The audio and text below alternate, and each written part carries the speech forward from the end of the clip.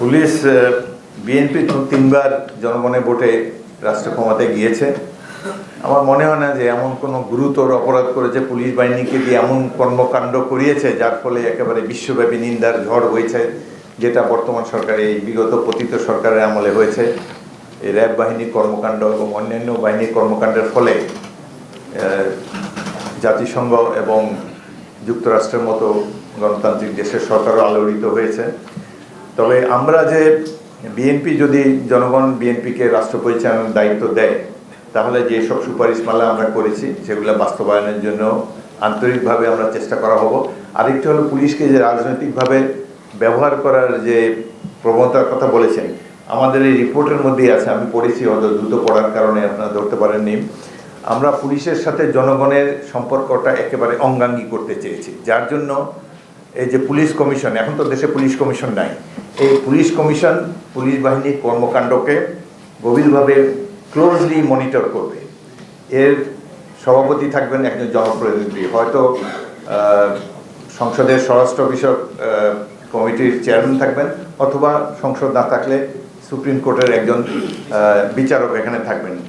তার সাথে যারা থাকবেন আইনজ্ঞ, বিরোধী দলীয় সদস্য এখানে থাকবেন। সরকারি দল বিরোধী দল এটা তো গত 16 বছরে আমরা দেখি নেই।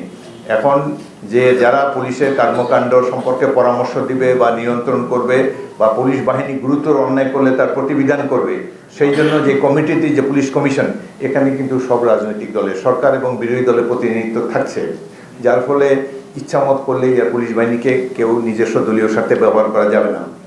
এই গেল একটা। তারপরে শুধুমাত্র পুলিশ কমিশন নয়, উপজেলা স্তরেও সেখানে বিরোধী রাজনৈতিক দলের প্রতিনিধি থাকবে এবং সেখানে ইমাম, শিক্ষক, কলেজের প্রিন্সিপাল, নানান ধরনের ব্যক্তিবর্গ অঙ্গাঙ্গিভাবে পুলিশের এই থানার পাশাপাশি তারাও কর্মকাণ্ড করবে, পুলিশকে তারা অ্যাডভাইস করবে এইভাবে চলে না। এইটাতে আমরা একজন বিশিষ্ট নাগরিককে দিয়েছি, তিনি কলেজের প্রিন্সিপাল হতে পারেন, একজন ইমাম হতে পারেন, একজন বিশিষ্ট আইনজীবী হতে পারেন। এটা নির্দিষ্ট করে দেয় না যে সরকারি দলের একজন এটা চেয়ারম্যান হবে, সেই সুযোগ নাই। অর্থাৎ প্রত্যেকটা স্তরে আমরা বিভিন্ন মতামত, বিভিন্ন মতাদর্শের ব্যক্তিদেরকে সন্নিবেশ করে একটা নিউট্রাল ফোর্স হিসাবে গঠন করতে চাই।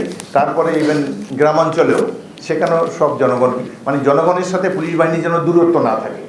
এইটার বিপ্লবটা এই যে আমরা তো 1 মাস আগেও চিন্তা করি নি এত দ্রুত তাদের এরকম পতন হবে।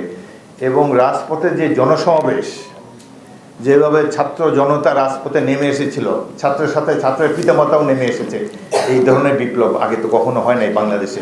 এবং এটার থেকে প্রত্যেকটা রাজনৈতিক দল শিক্ষা গ্রহণ করবে। কেউ আর আওয়ামী লীগ হওয়ার চেষ্টা করবে না, শেখ হাসিনা হওয়ারও চেষ্টা করবে না।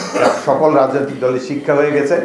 কোনো রাজনৈতিক দল জনগণ কর্তৃক নির্বাচিত হয়ে যদি সীমা লঙ্ঘন করে, এই দেশের লড়াকু সচেতন জনগণ তার বিরুদ্ধে আবার রাজপথে নেমে তাদেরকে যথাস্থানে প্রতিস্থাপিত করবে। সুতরাং আগের মতো আর সুযোগ নাই।